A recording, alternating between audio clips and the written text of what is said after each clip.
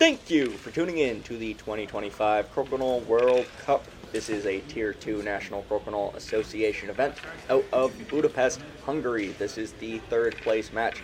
On your left, we have Joert from the Netherlands, and on your right, Antonio from Spain. Both these players were unsuccessful despite well-played matches in the semifinals and are now yet again duking it out for the third place spot.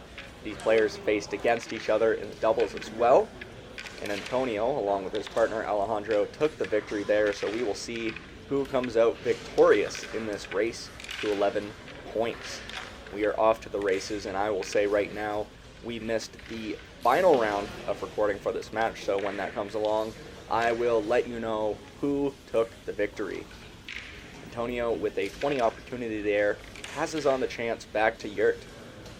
Again, in the doubles, Joert was partnered with Sander, Antonio with Alejandro, and Joert showing off his skills with a nice 20 there. Antonio going long, giving Joert the opportunity to get further ahead in the cup, which he does, up a dominant 320s. Still playing against the hammer, but only a few shots left, so Antonio needs to make some big moves. See a damaged 20, that of course doesn't count for any points as it went out of bounds first. On the upside, it bounced back Antonio's piece a little bit, so what would have been a nice backboard isn't as nice. You're unable to get the off. Keeps his piece on. This could be advantageous to Antonio if he can workshop a 20 out of this. Beauty shot. Joert needs to be careful not to set up Antonio. And that should do it. Final shot. That was a tricky one. Yeah, he would have needed the off in the 20, and with how that piece lied between the posts, would have been pretty tough. Nonetheless, Joert taking the first 2 points of this third place match with the hammer going into the second round. Both these players with quite a few accolades under their belt. Joert was last year's Crokinole World Cup doubles champion, and Antonio has won the Spain Crokinole Championships before. So, two highly reputable players duking it out here. His play is on the board currently. Neither player with any 20s in the cup. Antonio going for that touch 20. It looks like Joert's piece is still on the board by just a few centimeters, but Joert leaving it could be an awkward hanger 20. Antonio a little bit too strong on that shot, but with two pieces on the board. Joert well in control of this round, currently up 5 points total. Antonio nearly with a double, that second one didn't go off. And Joert's going to play it smart here, playing to the outside. He'll need to roll up one of those pieces in the end, but Antonio peels everything, leaving Antonio potentially with a tricky shot. Still a few shots left, and it looks like it's open for Antonio to angle in. He gets it. Beauty shot out of Antonio. Comes down to the final shot from each player. Antonio going long. Joert just needs to take out or to demote that piece, which he does. Joert taking a 4-point lead.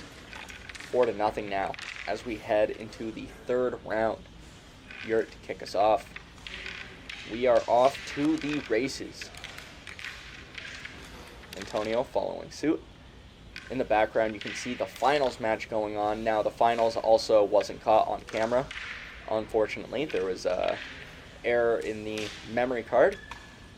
Okay, mistakes happen. You can see what's going on in the background there if you want to loop this back and see what's going on after you're done watching the third place match. Bit of a spoiler, but Linder took the victory in the singles, making him a double champion at the Crokinole World Cup in both singles and the doubles. Antonio with a nice angle in. Up a 20, playing on the far side of the board. Joert wanted to peel there. Antonio wisely keeping a piece on the board so he can keep play to the outside. See here, takes out there. Not much Joert can do here, even with an off and a 20. Antonio still has the final shot. Final shot pretty much inconsequential. Antonio taking his first 2 points of this third place match, getting some momentum now as we head into the fourth round. Joert to have the hammer, Antonio to open. Antonio coming up short. It seems that both these players, if you watch a semifinal match, struggling a little bit with their open 20s, which, especially if your opponent is on, can be a really difficult uphill battle. But that also means, in terms of this match, we're seeing a lot of play on the board, which makes for more exciting viewing, in my opinion. Nonetheless, Antonio with a great angle in there. Not sure he necessarily wanted to come in. He doesn't... Nope, sorry, my mistake. He is playing against a hammer, so he does want to get play in or to hide somewhere like that, forcing Joert to go through the post, which he is able to get. Going for that angle in, not quite though. Joert also unable to capitalize on the angle in. We're a little over halfway through the bullets. It looks like Antonio's piece can only go out through Hogan's alley. Or, no, that was more against the post than I thought. Joert opts for the bounce back.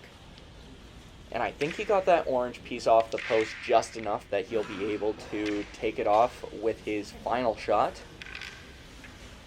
Looks like Joert has 2 shots left. Antonio, only 1. Joert goes for the hide, but he doesn't get the off. That could prove to be costly if Antonio can get this. Now, if Antonio really wants to be gutsy with it, he can go through his own, through Hogan's alley to hit Joert's piece, and then angle in with his shooter to hit the 20. That is ambitious, but he loses his piece in the process. It's unfortunate. That was his one good line at it, so if he hadn't lost his piece, he would have been in a decent position. Nonetheless, Joert just needs a takeout here, which he gets, bringing Joert to 6 points, a 4-point lead over Antonio as we head into the 5th round. Opening with a 20, and we are off to the races. Antonio answers. You can see the audience in the background, some kind of applause for a shot in the finals, I believe. Wow! That is frustrating. Antonio, on the upside, wasn't able to get a 20 out of it. But it's not very often we see a piece stand up like that. And that can get quite in your head, seeing something like that. Hitting what should be a perfect open 20 and having it stand perfectly on edge. Joert losing his shooter. Antonio going up in the cup now with the hammer. Getting the mistake he needs. Joert now needs to capitalize on this. But that's a heavy hanger on the wrong side of the center for Joert. It's going to be a short follow-through, but even a short follow-through can be difficult, so we'll see what he's able to do. Doesn't convert. Nice push on that. And this could be more of an opportunity for Joert to angle in. It's going to be a touch 20.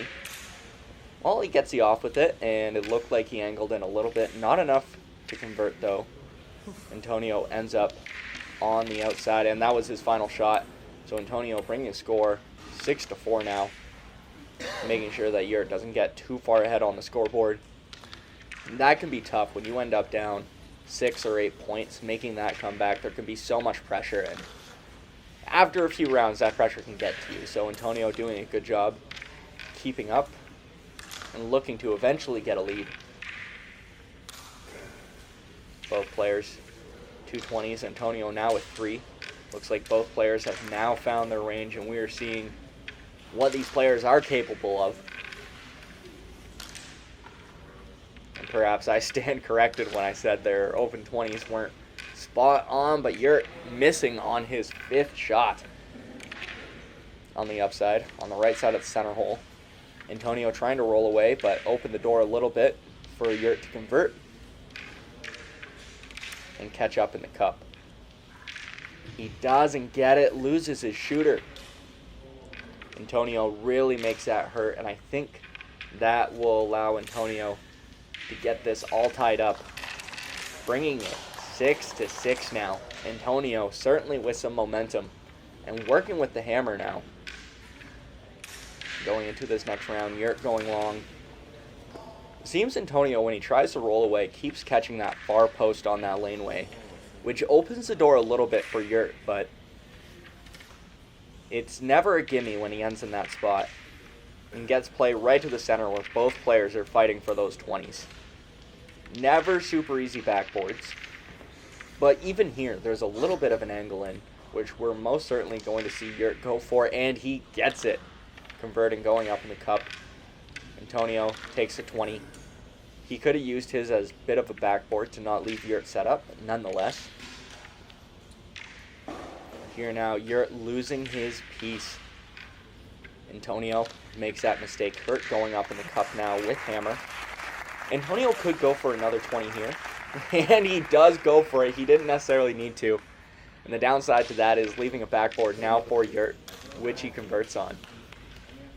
Antonio still with the lead, and I think that is wraps for the round. Antonio doesn't need to shoot. I believe he will, though. Yep, even with that, Antonio still up to 20, now taking a lead, 8-6. Antonio to open up this next round. Going long. Joert unable to get the off.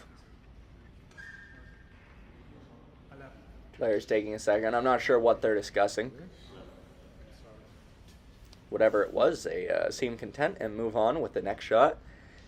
Antonio with something a little tricky here. He wants to get Joert's piece off, but he wants to make sure he doesn't lose his piece in play in the process of doing that. Looks like he'll try to punch through his own. Tricky line. He gets a 20 with it. Beauty shot. That didn't really cross my mind until he sank it. That was well done.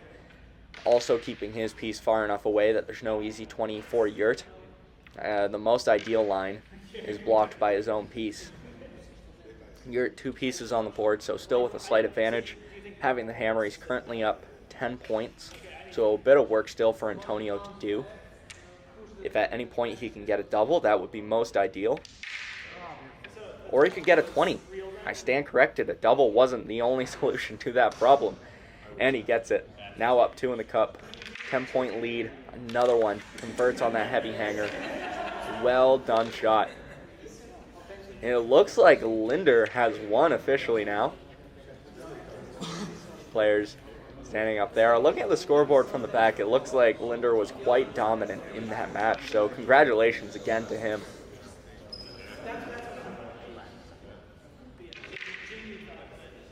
Antonio pushing through. Antonio's up 220s right now, over halfway through the shots.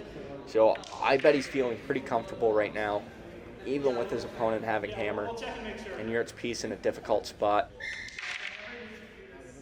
Antonio looks like he intentionally rolls, leaving Joert not much to work with a piece on Antonio's side of the 15. Joert with an invalid shot.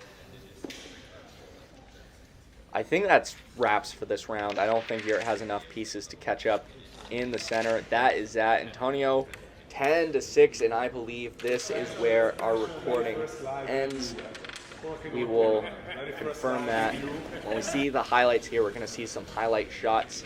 So the conclusion of this match, Antonio won the next round, finishing the game 12-6. So congratulations to Antonio on winning the semifinal match, and congratulations to both players, Joert and Antonio, for a great performance, making it to the 3rd and 4th place spots of this tourney.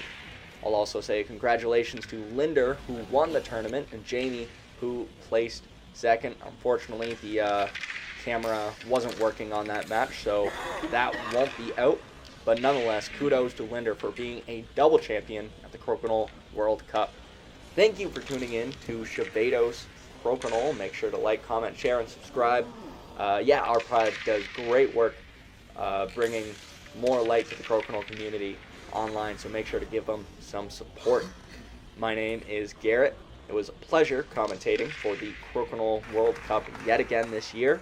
As always, happy flicking.